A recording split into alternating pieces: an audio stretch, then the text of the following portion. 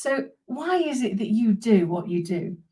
Yeah, it's funny that you say that because I think of all of the authors that I've had on my show and people that I've spoken to, most authors are writing the book that they need to hear most. It's the problem that they've dove into the most in their life, and so they have the most authority to talk about it, but it doesn't mean that they've overcome it completely. So that's something that's it's so true.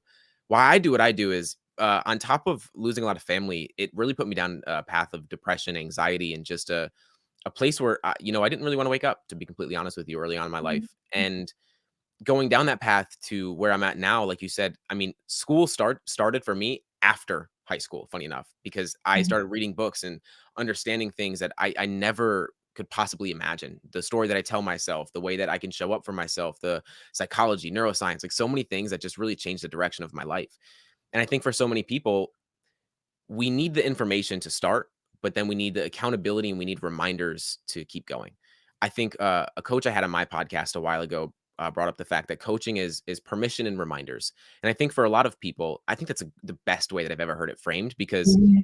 first off, as a coach, humans we need permission. We could give it to ourselves realistically, but it's so difficult for us to tell ourselves, yeah, like you have the permission to take this sleep, you have the permission to do this thing, because we're just always going to get in our own way. It goes back to Yeah, that. yeah. Then we need reminders, because the one thing that every single human does is we forget. We forget of our infinite capability. We forget about how, like, there's days where we feel amazing, and then there's days where we feel the worst. Like, life is not a constant. It's either going really high or really low. And on those days where you're feeling really low, you need a reminder. And sometimes it's just a little bit of a reminder to help you kind of see, again, something that you can't see in yourself that someone else can see in you. And so through coaching, I realized really early on how empowering that really is for me.